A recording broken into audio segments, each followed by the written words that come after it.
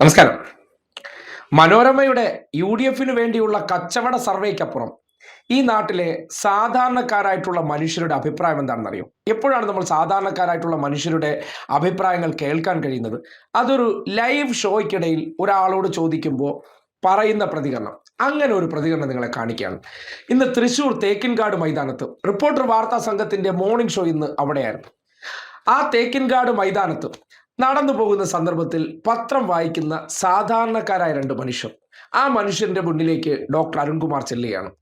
അതിനുശേഷം അവരുടെ കാര്യങ്ങളും പത്രവിശേഷങ്ങളെല്ലാം ചോദിച്ചതിന് ശേഷം തെരഞ്ഞെടുപ്പ് കാലഘട്ടത്തിൽ ആരധികാരത്തിൽ വരണമെന്നുള്ളതാണ് ആ വ്യക്തി, ഒരു പന്തൽ ജോലിക്ക് പോകുന്ന ഒരു സാധാരണക്കാരനായിട്ടുള്ള മനുഷ്യനാണ്. ആ പാവപ്പെട്ട മനുഷ്യൻ പറഞ്ഞ പ്രതികരണം നിങ്ങളൊന്ന് കേട്ടെ.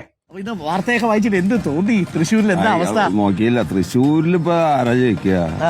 മൊത്തം സർക്കാർ മാറണോ മാറണ്ടേ? എന്താ പൊതുവേ ഇങ്ങനെ ഒരു അഭിപ്രായം?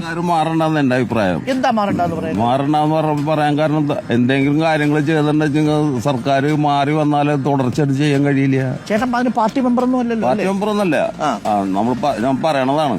എന്തെങ്കിലും ഒരു പരിപാടി തുടങ്ങി വെക്കുകയാണെങ്കിൽ അത് ഒരു 2-3 പീരീഡ് കിട്ടിയാൽ മാത്രമേ അത് അവസാനിപ്പിക്കാൻ പറ്റുള്ളൂ. അല്ലാത്ത പക്ഷം അത് അവസാനിപ്പിക്കാൻ പറ്റില്ല. അപ്പൊ ഒരു തുടർച്ച വേണം എന്നാണ്. തുടർച്ച വേണം തന്നെ ഞാൻ എന്റെ അഭിപ്രായം. ആണോ?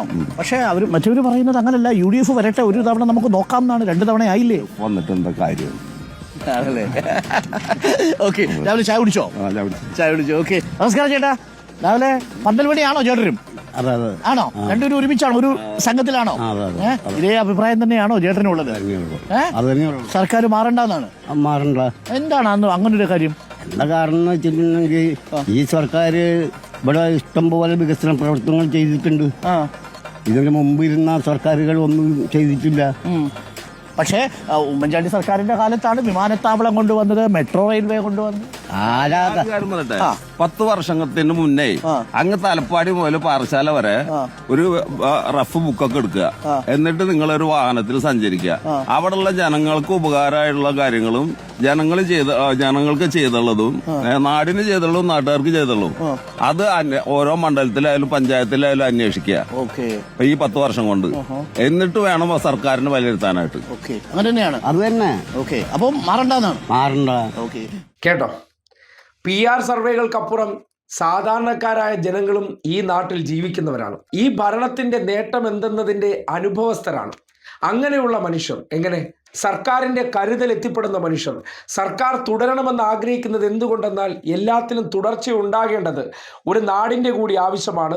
കഴിഞ്ഞ 10 വർഷം 5 വർഷം കൂടുമ്പോൾ മാറ്റം ഉണ്ടാകുന്നതിനപ്പുറത്തേക്കും തുടർച്ച ഉണ്ടായപ്പോൾ എന്താണ് അതുകൊണ്ടുണ്ടായ ഗുണമെന്ന് ഈ നാട്ടിലെ ജനങ്ങൾ അനുഭവിക്കുന്നുണ്ട്. ആ അനുഭവവേദ്യമാകുന്നു. എങ്ങനെ? ഈ പ്രിവിലേജിൽ ആൾക്കാർക്ക് ഇതൊന്നും കണ്ണിപ്പിടിക്കില്ല. നമ്മളൊരു പ്രിവിലേജിലൊക്കെ എത്തിക്കഴിഞ്ഞു കഴിഞ്ഞാൽ നമ്മുടെ കണ്ണിൽ പിന്നെ മതം നിറയും, പിന്നെ ജാതിയാകും, മതമാകും. അങ്ങനെയുള്ള ചിന്താഗതിക്കപ്പുറം നാടിന് വേണ്ടത് എന്താണ് എന്നതിനെ സംബന്ധിച്ച് സാധാരണക്കാരുടെ അഭിപ്രായം ഇതൊക്കെയാണ്. അവരുടെ ജീവിതവുമായി ബന്ധപ്പെട്ട് എന്താണ് ഒരു ഭരണത്തിന് 10 വർഷം കൊണ്ട് മാറ്റമുണ്ടാക്കാൻ സാധിച്ചത്? അതാണ് ഒരു തൊഴിലാളിയായിട്ടുള്ള വ്യക്തിയെ സംബന്ധിക്കുന്നിടത്തോളം.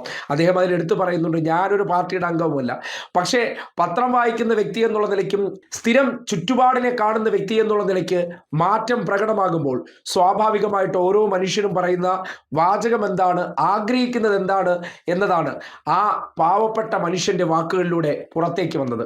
ഇതാണ് റിയാലിറ്റി.